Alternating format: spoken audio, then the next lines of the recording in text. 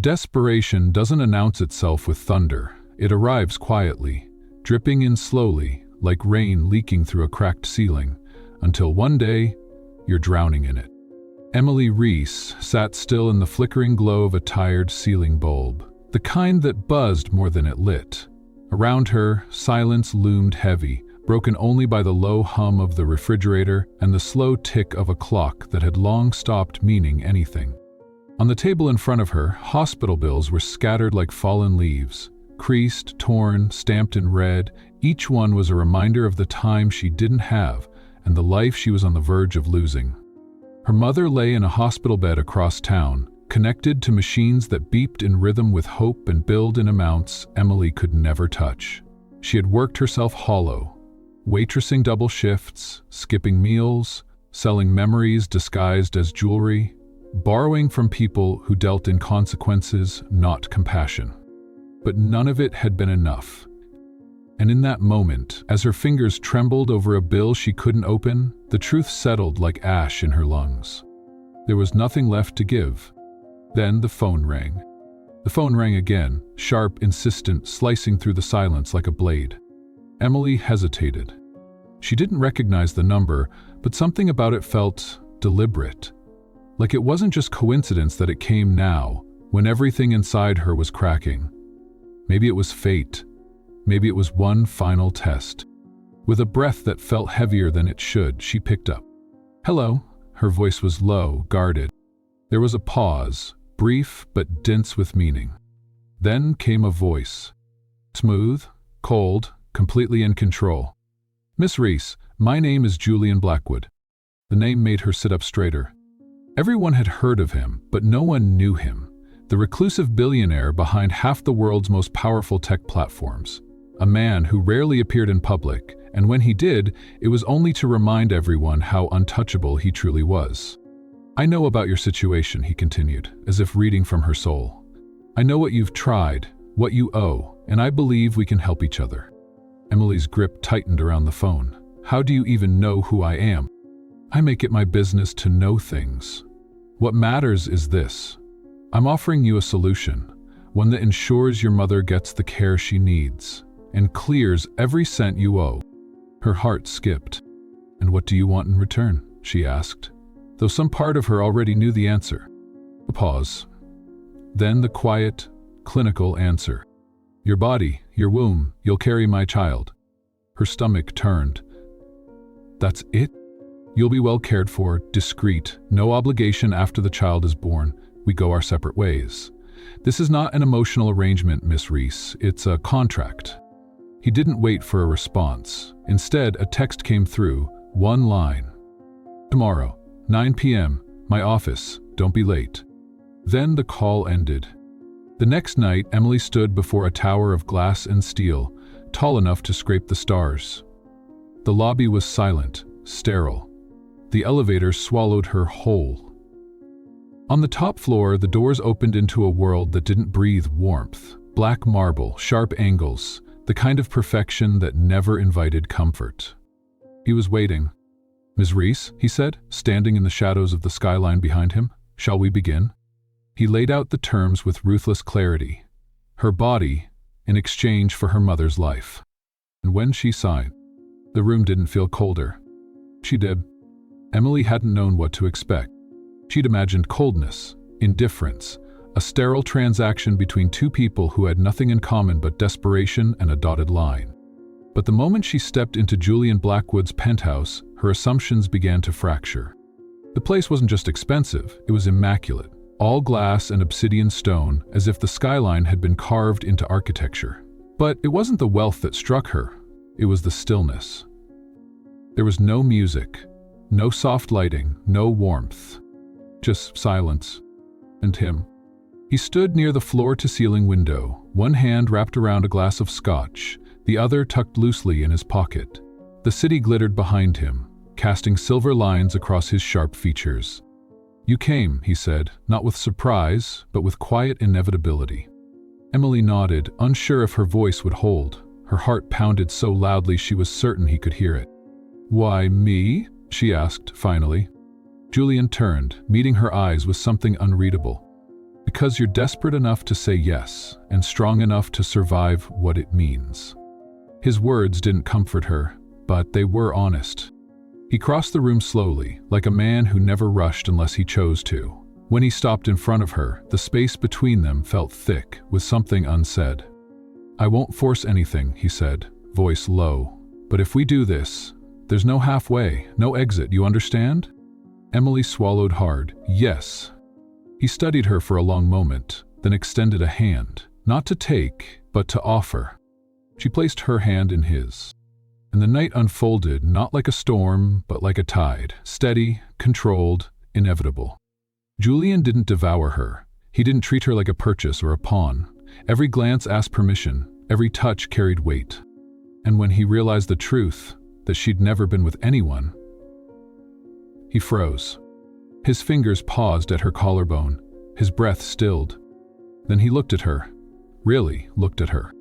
"You've never," he whispered, more to himself than to her. Emily said nothing. She didn't need to.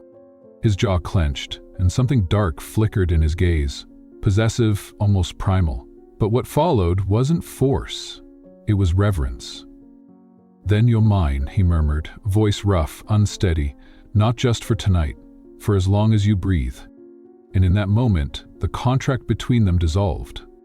Not into obligation, but into something dangerously close to belonging. Emily woke to the hush of morning. No alarm, no footsteps in the hallway, just sunlight spilling gently across the sheets and the quiet, disorienting calm of a space that didn't feel like hers. For a few seconds, she forgot everything. Then she felt the weight of an arm wrapped around her waist. Julian, still asleep beside her, his body warm and steady like he belonged there, like she belonged there. His fingers rested lightly against her stomach, not with urgency, but with something gentler. Something that didn't make sense.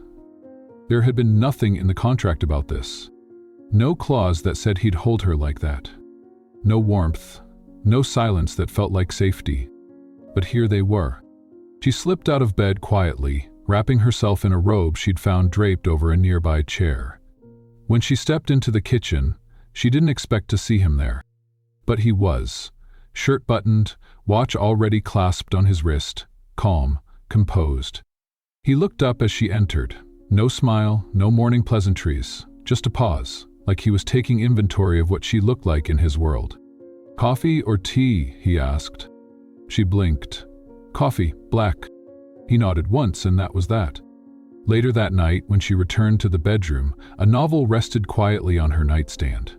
It was the same one she had paused to look at earlier that morning in his private library, her fingers lingering on the spine just long enough for someone observant to notice. She hadn't said a word about it, but he had noticed, and somehow he remembered. No big gesture, no performance. Just quiet precision. But as the gentleness unfolded, something else crept in too. Questions, soft at first, then persistent. "Where are you going? Who called you? Will you be back before dark?" And one evening, as she stood in a closet full of silk and heels she'd never asked for, Emily looked at her own reflection and wondered, was she being protected or possessed? A month passed in quiet, deliberate rhythm. Julian was distant, but not cold, kind, but never overreaching. He didn't make promises, he didn't pretend, yet somehow he was always there, in the background of her days like a silent structure she didn't know she was leaning on. They hadn't spoken about that night again.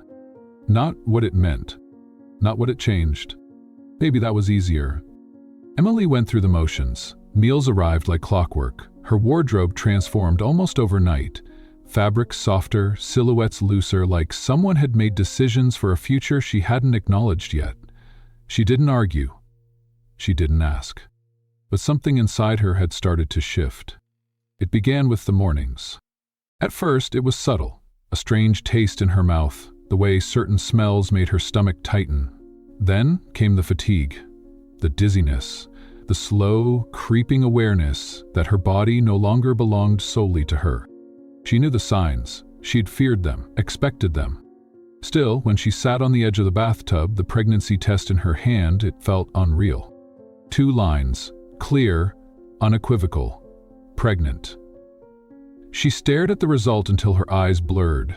This was the agreement. This was success. So why did it feel like something had ended instead of begun? The fear wasn't about being a mother. It wasn't even about him. It was the knowing, deep and quiet, that this child hadn't been created from love, but something dangerously close to it. That night, she didn't wait to find the right moment. When Julian walked through the door, she was already standing in the living room, wrapped in silence and resolve. He stopped the moment he saw her. "I'm pregnant," she said softly. He didn't blink, didn't move. For a heartbeat, the room held its breath. Then, slowly, he walked toward her and knelt. His hands touched her waist, not possessively, not even protectively, almost reverently. "I was supposed to let you go," he murmured. "After the baby, that was the plan." He reached into his jacket pocket, pulled out a velvet box. "But I want more. I want you, this child, a life we don't have to pretend is a deal." Emily looked down at him, this man who once spoke in terms and conditions, now speaking like someone who had something to lose. And for the first time, she did too. Julian didn't ask for an answer. Not that night, not the next morning. He didn't mention the ring again. But something in him shifted, subtle but unmistakable. He stopped treating their time together like a shared space. Instead, he treated it like a responsibility, a commitment, a promise, spoken not with words, but through presence. Emily noticed it first in the mornings. He would rise before her, make no noise, and sit quietly at her side. He'd press a kiss low on her abdomen, as if greeting someone only he could see, and whisper, "Good morning, little one. Daddy's here." At first, she pretended to sleep. It was easier than admitting it moved her. But soon, she stopped pretending. Because something about the ritual felt sacred. Julian changed completely, not in grand declarations, but in consistent, relentless intention. He read books, dozens of them, on pregnancy, birth, parenting, nutrition. He marked pages, scribbled notes in the margins, quoted studies. He hired a prenatal nutritionist to track her meals down to the last vitamin.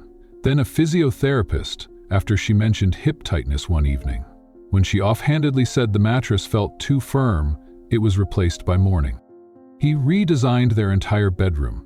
Softer lighting, muted tones, blackout curtains. He moved her favorite chair by the window so she could sit without glare. Even the hallway rugs changed, thicker, quieter, so she wouldn't trip if she got up at night. Then came the nursery. Julian refused to let anyone else design it. He cleared out the guest wing himself, sketched new layouts by hand, and spent hours adjusting furniture height, light angles, airflow, details only an architect would think of. He tested every chair, sat in it, shifted weight, adjusted cushioning until it felt right for her body. When Emily walked past the room one evening, she paused at the doorway. He was crouched beside a half-assembled crib, tool in hand, paint still on his sleeves. "You don't do this for your clients, do you?" she asked softly. He looked up and, for once, all the armor was gone. "No," he said. "I've never built anything for someone I love." Then, quieter, like it wasn't meant for her to hear, "You and this baby, you're my first blueprint I'm terrified to get wrong." And in that moment, she didn't need a proposal. She already had something better. A man trying, flawed, stubborn, deeply afraid, but trying, in the only way he knew how. By the time the 9th month arrived, life inside the penthouse had slowed to a waiting rhythm. Emily's movements were more careful now, her hands instinctively resting on her belly wherever she stood. The nursery was ready. The hospital bags were packed. The crib, hand-assembled by Julian himself, waited like a quiet promise in the next room. He was nervous, though he tried to hide it. He kept lists, checklists, instructions, questions for the doctor. Every night, he double-checked the go-bag by the door. Every morning, he asked how she was feeling, twice. Then one early morning, just before the city fully woke, it began. Emily shifted in bed, a sharp pressure pulling her from sleep. She waited, counted seconds. When the second wave came, longer, deeper, she turned to Julian, her voice low but steady. "Julian, it's time." He was on his feet instantly, Time? Now? Should I call the doctor? The driver? Do you need—" She grabbed his hand, and despite the pain blooming in her core, she smiled. "Just breathe. And maybe help me get dressed." The drive was a blur. Julian never let go of her hand, not once. In the delivery room he paced, questioned, flinched with every contraction. His confidence vanished. All his precision collapsed. And then, a cry. Their daughter's first breath cut through the air like light breaking through storm clouds. The nurse placed the tiny bundle in his arms. She was warm and fragile, blinking up at him with unfocused wonder. Her tiny fingers wrapped instinctively around his thumb. Julian stared down, his chest tightening with something he didn't know how to name.